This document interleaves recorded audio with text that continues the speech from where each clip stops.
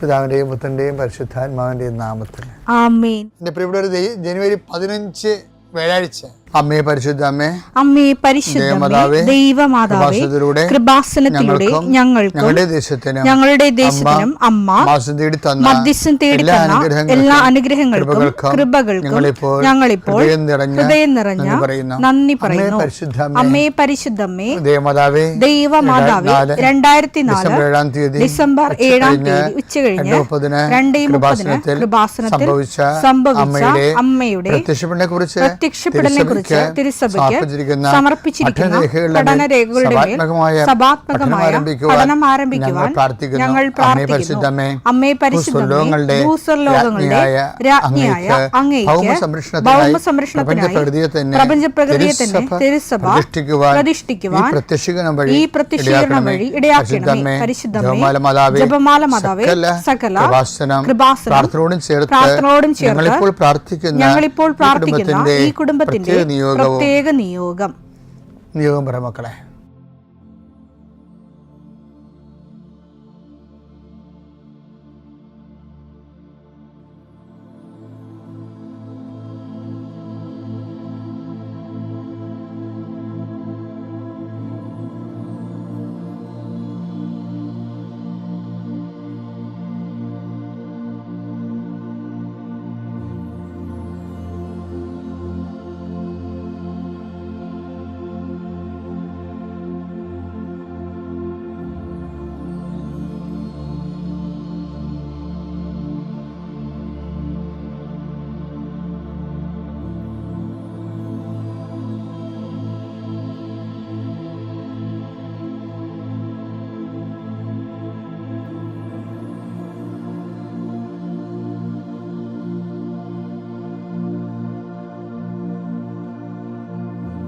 അമ്മയുടെ പ്രത്യക്ഷീകരണത്തിന്റെ ഈ അനുഗ്രഹവേളയിൽ ഞങ്ങൾക്ക് സാധിച്ചു തരുവാൻ കനിയണമേ.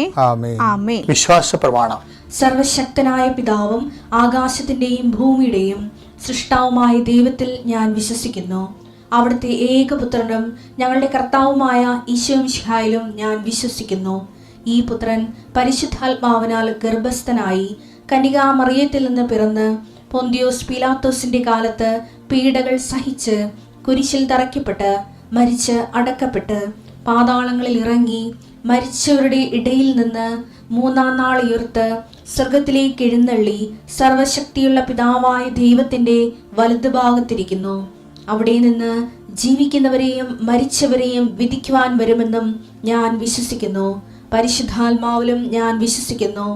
വിശുദ്ധ കത്തോലിക്കാ സഭയിലും പുണ്യവാന്മാരുടെ ഐക്യത്തിലും പാപങ്ങളുടെ മോചനത്തിലും ശരീരത്തിന്റെ ഉയർപ്പിലും നിത്യമായ ജീവിതത്തിലും ഞാൻ വിശ്വസിക്കുന്നു. ആമേൻ. സ്വർഗ്ഗസ്ഥനായ ഞങ്ങളുടെ പിതാവേ, അങ്ങയുടെ നാമം പൂജിതമാകണമേ. അങ്ങയുടെ രാജ്യം വരണമേ. അങ്ങയുടെ തിരുമനസ് സ്വർഗത്തിലെ പോലെ ഭൂമിയിലും ആകണമേ. അന്നു വേണ്ടുന്ന ആഹാരം ഇന്ന് ഞങ്ങൾക്ക് തരണമേ. ഞങ്ങളോട് തെറ്റ് ചെയ്യുന്നവരോട് ഞങ്ങൾ ക്ഷമിക്കുന്നത് പോലെ ഞങ്ങളുടെ തെറ്റുകൾ ഞങ്ങളോടും ക്ഷമിക്കണമേ. ഞങ്ങളെ പ്രലോഭനത്തിൽ ഉൾപ്പെടുത്തരുതേ, തിന്മയിൽ ഞങ്ങൾ രക്ഷിക്കണമേ. ആമേൻ. നന്മ നിറഞ്ഞ മറിയമേ, സ്വസ്തി. കർത്താവ് അങ്ങയുടെ കൂടെ സ്ത്രീകളിൽ അങ്ങ് അനുഗ്രഹിക്കപ്പെട്ടവളാകുന്നു. അങ്ങയുടെ ഉദരത്തിൻ ഫലമായി ഈശോ അനുഗ്രഹിക്കപ്പെട്ടവനാകുന്നു. പരിശുദ്ധ മറിയമേ, തമ്പുരാന്റെ അമ്മേ, പാപികളായ ഞങ്ങൾക്ക് വേണ്ടി ഇപ്പോഴും ഞങ്ങളുടെ മരണസമയത്തും തമ്പുരാനോട് അപേക്ഷിക്കണമേ. ആമേൻ.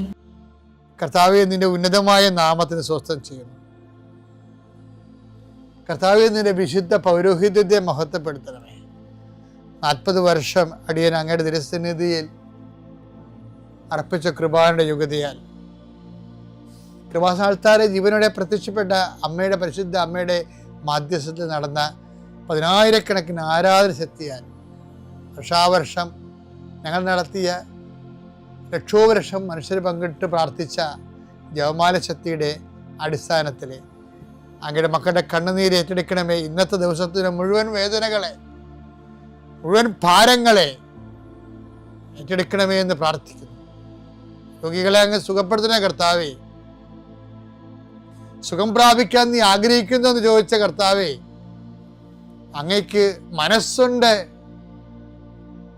എന്നെ സുഖമാക്കാൻ കഴിയുമെന്ന് പറഞ്ഞ കുഷ്ഠരോഗിയുടെ കൂടെ ഞങ്ങൾ പ്രാർത്ഥിക്കുന്നു. എനിക്ക് മനസ്സുണ്ട്, നീ സൗഖ്യമുള്ളവനാവുകയെന്ന് നീ കുഷ്ഠരോഗിയോട് പറഞ്ഞു. വെള്ളമിളകുമ്പോൾ എന്നെ വെള്ളത്തിലേക്ക് എനിക്ക് ആരുമില്ലെന്ന് ബെത്സയിദയിലെ രോഗി പ്രാർത്ഥിക്കുമ്പോൾ ഞാൻ നിനക്കുണ്ടെന്ന് നീ മറുപടി പറഞ്ഞു. ഞങ്ങളുടെ രോഗങ്ങളാണ് അവൻ ഏറ്റെടുത്തത്, പാപങ്ങൾക്ക് വേണ്ടി അവൻ പരിഹാരം ചെയ്തു എന്നല്ല ചെയ്ത കർത്താവേ, നിന്റെ പേരാണ് ഞങ്ങളുടെ രക്ഷകൻ എന്നുള്ളത്. നിന്റെ രക്ഷയുടെ വലതുകരം ഈ പ്രാർത്ഥന കൂടുന്ന കുടുംബങ്ങളെ വെക്കണമേ എന്ന് പ്രാർത്ഥിക്കുന്നു. എൻ്റെ രക്ഷയുടെ ആണിപ്രതാർന്ന അത്ഭുതകരം രോഗങ്ങളെ വെക്കണമേ എന്ന് പ്രാർത്ഥിക്കുന്നു. കർത്താവേ, അങ്ങയുടെ മക്കള് ഇന്ന് യാത്ര ചെയ്യുന്ന ഓരോ സ്ഥലങ്ങളും, അങ്ങയുടെ മക്കളെ ഇന്ന് ഒപ്പിടുന്ന ഓരോ രേഖകളും, അങ്ങയുടെ മക്കള് ഇന്ന് കൈമാറുന്ന രേഖകള് എല്ലാം നീ ആശീർവദിക്കണേ കർത്താവേ.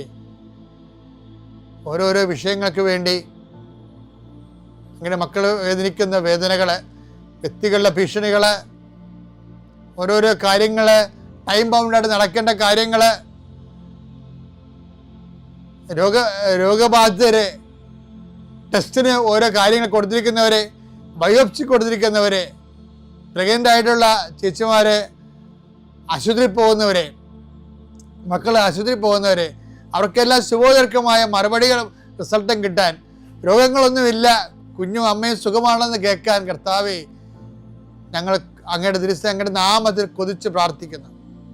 ദൈവത്തിൻ്റെ കരുണ പ്രസാദിക്കട്ടെ, ദൈവത്തിൻ്റെ കരുണ പ്രസരിക്കട്ടെ.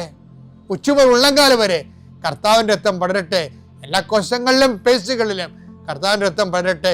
ഇന്ന് കയറുന്ന ഓഫീസുകൾ, ഇന്ന് കയറുന്ന എഴുതുന്ന പരീക്ഷകൾ, ഇന്ന് വരുന്ന റിസൾട്ടുകൾ, ഇന്ന് വരുന്ന ഇമെയിലുകൾ, ഇന്ന് വരുന്ന മറുപടികളെല്ലാം കർത്താവ് നിനക്ക് തരുന്ന അനുഗ്രഹമായി മാറട്ടെ പ്രാർത്ഥിക്കുന്നു. ദൈവത്തിലെ നീ സഞ്ചരിക്കുന്ന വഴികൾ, നീ സഞ്ചരിക്കുന്ന വാഹനങ്ങൾ, നീ സംസാരിക്കുന്ന വ്യക്തികൾ, നിനക്ക് കിട്ടുന്ന ഉത്തരങ്ങൾ, നീ പ്രതീക്ഷിക്കുന്ന എല്ലാ നന്മകളും നിന്റെ ദൈവം നിനക്ക് പ്രദാനം ചെയ്യട്ടെ. നിത്യപിതാവും പുത്രനും പരിശുദ്ധാത്മാവും സർവ്വസ്വരും നീക്കുവാമേ. എൻ്റെ മക്കളെ, കർത്താവുമായിട്ട് നമുക്ക് ഒരു താൽക്കാലിക ബന്ധം അല്ലെങ്കിൽ ടെമ്പററി റിലേഷൻസ് സാധ്യമല്ല. അത് എപ്പോഴും ഓർത്തേക്കണം. എന്താ കാര്യം? ടെമ്പററി റിലേഷൻ എന്ന് പറയുമ്പോൾ ഈ താൽക്കാലികമായിട്ട് കർത്താവുമായിട്ട് ഇടപെടാൻ ഉദ്ദേശിക്കുന്നവർ എന്തായിരിക്കും ഉദ്ദേശിക്കുന്നത്? അവിടെ എന്തെങ്കിലും വിഷയമായിരിക്കല്ലേ ഉദ്ദേശിക്കണേ? താൽക്കാലികമായി ഈശോനെ ഇടപെടുത്താൻ ഉദ്ദേശിക്കുന്ന റഷിങ് ഇവിടെ അവർ ഉദ്ദേശിക്കുന്നത് എന്താണ്? എന്തെങ്കിലും വിഷയമായിരിക്കല്ലേ ഉദ്ദേശിക്കണേ? അങ്ങനെ വിഷയാധിഷ്ഠിതമായ ഒരു ബന്ധം ദൈവമായിട്ട് സാധ്യമല്ല. ദൈവമായിട്ടുള്ള ബന്ധം വ്യക്തിയധിഷ്ഠിതമായിരിക്കണം. ഇത് നമ്മോട് പറഞ്ഞു തരണത് മർക്കോസ് 1:34 തൊട്ട് 38 വചനങ്ങളാണ്. മർക്കോസ് 1:34 വിവിധ രോഗങ്ങൾ ബാധിച്ചിരുന്ന വളരെ പേരെ അവൻ സുഖപ്പെടുത്തി. അനേകം പിശാചുക്കളെ പുറത്താക്കി. പിശാചുക്കൾ തന്നെ അറിഞ്ഞിരുന്നത് കൊണ്ട് സംസാരിക്കാൻ അവരെ അവൻ അനുവദിച്ചില്ല. അതിരാവിലെ അവൻ ഉണർന്ന് ഒരു വിജന സ്ഥലത്തേക്ക് പോയി. അവിടെ അവൻ പ്രാർത്ഥിച്ചുകൊണ്ടിരുന്നു. ശിമയോനും കൂടെ ഉണ്ടായിരുന്നവരും അവനെ തേടി പുറപ്പെട്ടു. കണ്ടെത്തിയപ്പോൾ അവർ പറഞ്ഞു, എല്ലാവരും നിന്നെ അന്വേഷിക്കുന്നു. അവൻ പറഞ്ഞു, നമുക്ക് അടുത്ത പട്ടണങ്ങളിലേക്ക് പോകാം. കണ്ടില്ലേ? അതായത് ഇത് സംഭവിക്കണമെന്ന് അറിയാമോ? കഫർനാവിലാണെന്ന് തോന്നണേ. കർത്താവിൻ്റെ സിനഗോഗൊക്കെ ആദ്യം കർത്താവ് പ്രസംഗിച്ച സ്ഥലമില്ലേ, അവിടെ ഞാൻ പോയിട്ടുണ്ട്. നേരത്തെ പറഞ്ഞിട്ടുള്ളതുകൊണ്ട് ഇപ്പോൾ റിപ്പീറ്റ് ചെയ്യുന്നില്ല. അതിൻ്റെ പടിഞ്ഞാറത്താണ് പത്രോസിൻ്റെ വീട്.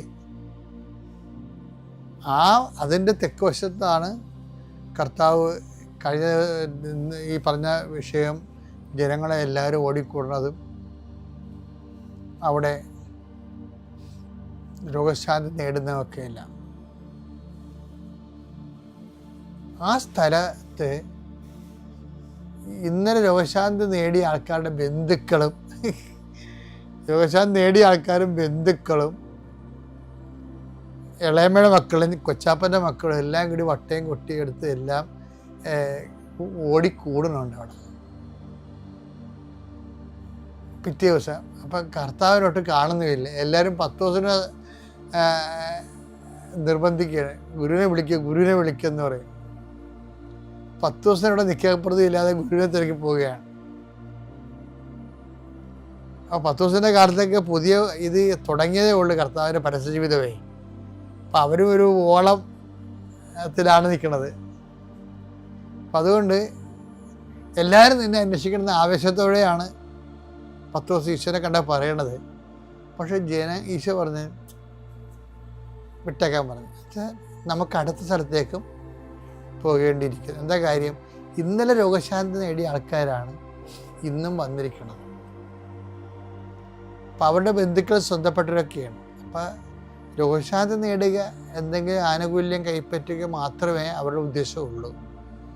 അങ്ങനെ ദൈവത്തിന് വേണ്ട, ദൈവത്തിൻ്റെ കൂടെ ജീവിക്കണ്ട, ദൈവം പറയണത് കേൾക്കണ്ട, പറഞ്ഞനുസരിച്ച് തങ്ങളുടെ തിന്മകളിൽ നിന്ന് വിട്ടുമാറണ്ട, ദൈവത്തിൻ്റെ വചനവശം ജീവിക്കേണ്ട, ദൈവത്തിൻ്റെ ആനുകൂല്യം മാത്രം മതി എന്നുള്ള ഒരു വിഷയാധിഷ്ഠിത താൽക്കാലിക ബന്ധം ക്രിസ്തുവുമായിട്ട് മുന്നോട്ട് കൊണ്ടുപോകാൻ പറ്റത്തില്ല. അതാണ് ഈ മർക്കോസിൻ്റെ, അതാ പറയണത്. മർക്കോസ് 1:38 അവൻ പറഞ്ഞു നമുക്ക് അടുത്ത പട്ടണങ്ങളിലേക്ക് പോകാം. ആ ജനത്തിനെ അഡ്രസ്സ് ചെയ്യാതെ അവൻ മറ്റു സ്ഥലങ്ങളിലേക്ക് പോവുകയാണ്. ഇങ്ങനെ നമ്മുടെ ജീവിതത്തിൽ സംഭവിക്കരുത്. സംഭവിക്കാതിരിക്കാനുള്ളൊരു മാർഗത്തിലേ ഉള്ളൂ കർത്താവിൻ്റെ വചനം ജീവിതത്തിൽ പാലിച്ച്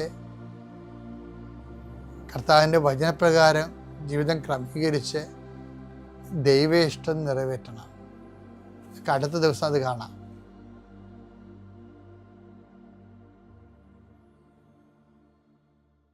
അത്യപൂർവ ദൈവാനുഭവങ്ങൾ ഇനി നിങ്ങൾക്കും സ്വന്തം. ഈ യൂട്യൂബ് ചാനൽ ഇതുവരെ സബ്സ്ക്രൈബ് ചെയ്തിട്ടില്ലെങ്കിൽ ഇപ്പോൾ തന്നെ സബ്സ്ക്രൈബ് ചെയ്യുക. ഈ വീഡിയോ ഇപ്പോൾ തന്നെ നിങ്ങളുടെ സുഹൃത്തുക്കൾക്ക് ഷെയർ ചെയ്തുകൊണ്ട് കർത്താവിൻ്റെ പ്രേക്ഷിതരാകുക.